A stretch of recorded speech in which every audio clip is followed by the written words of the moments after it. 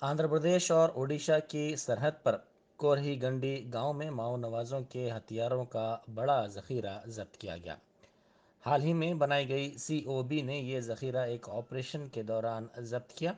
اس علاقے کی محاصرہ کر کے تلاشی کا کام کیا گیا، جس میں اس ذخیرے کا پتہ چلا۔ بعد ازاں اس ذخیرے کو ضبط کرنے کی کارروائی انجام دی گئی۔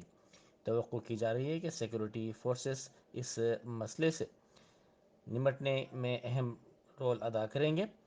AP اور اوڈیشہ سرحد پر ماؤ نوازوں کے حوصلے اس کارروائی سے پست ہوں گے۔